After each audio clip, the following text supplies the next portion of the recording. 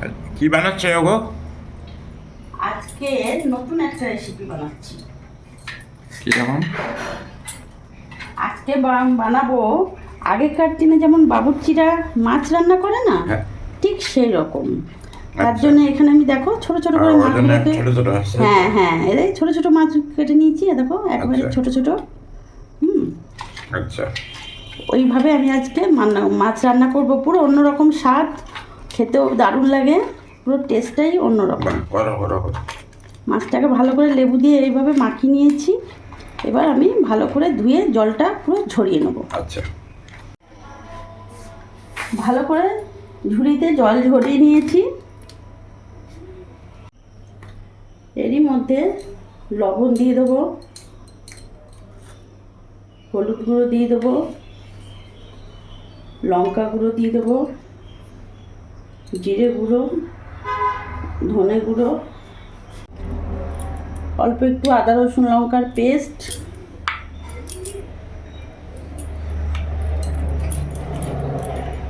তার সাথে অল্প একটু সোয়া সস ফাটিয়ে দিয়ে দেবো।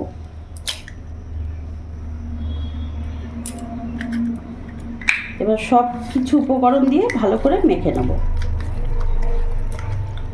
ভালো করে মাখিয়ে নিয়েছি। এবার এর মধ্যে আমি কর্নফ্লাওয়ার অ্যাড করব। এইভাবে কর্নফ্লাওয়ারটাকে ভালো করে মাখিয়ে নেব। এইভাবে কর্নফ্লাওয়ার দিয়ে ভালো করে মাখিয়ে নিলাম। আর তোমাদের কাছে, যাদের কাছে কর্নফ্লাওয়ার থাকবে না, তোমরা ময়দা দিতে পারবে, অসুবিধে নেই। গ্যাস ধরিয়ে নিলাম, কড়াই রিফাইন অয়েল দিয়ে দেবো।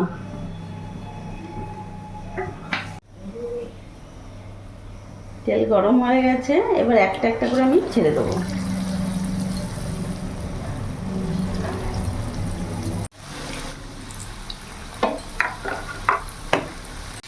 এইভাবে উল্টে পাল্টে দিলাম আর লাল লাল করে ভেজে নামিয়ে দেবো। লাল লাল করে ভেজে নিয়েছি, এবার সব নামিয়ে ফেলবো।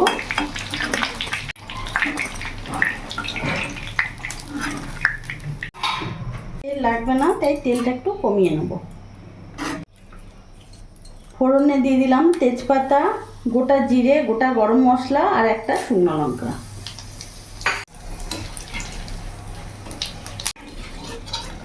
ফোড়নটা ভাজা হয়ে গেছে, এখানে আমি একটা পেঁয়াজ বাটা দিয়ে দিলাম, সাথে একটা টমেটো কুচিও দিয়ে দিলাম।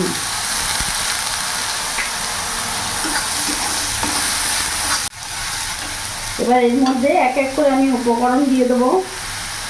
লবণ দিয়ে দিলাম 1 চামচ, হলুদ গুঁড়ো দিয়ে দিলাম, কাশ্মীরি লঙ্কা গুঁড়ো দিয়ে দিলাম, জিরে গুঁড়ো দিয়ে দিলাম। ভালো করে নাড়াচাড়া করে নেব। এরই মধ্যে আদা রসুন লঙ্কার পেস্ট দিয়ে দেবো।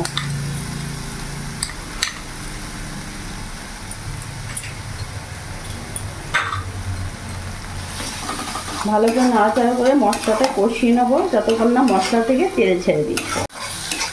মশলাটা খুব সুন্দরভাবে কষানো হয়ে গেছে, মশলা থেকে তেলও ছেড়ে দিয়েছে।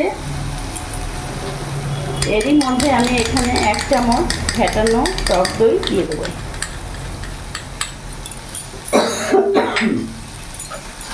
টক দই দেওয়ার সাথে সাথে এইভাবে নাড়তে হবে যাতে দইটা কেটে না যায়।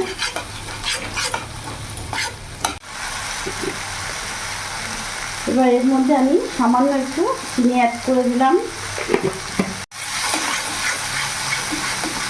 মশলাটা খুব ভালোভাবে কষানো হয়ে গেছে, এবার এর মধ্যে আমি জল দিয়ে দেবো।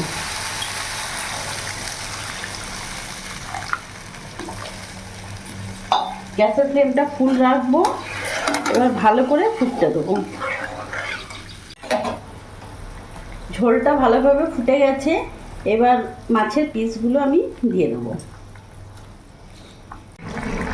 মাছ দিয়ে দিলাম। এবার 2 থেকে 3 মিনিট আমি ফুটিয়ে নেব। 2-3 মিনিট আমি ফুটিয়ে নিয়েছি, দেখতে পাচ্ছ ওপর থেকে তেলও ছেড়ে দিয়েছে। এবার আমি গ্যাস অফ করে দেবো।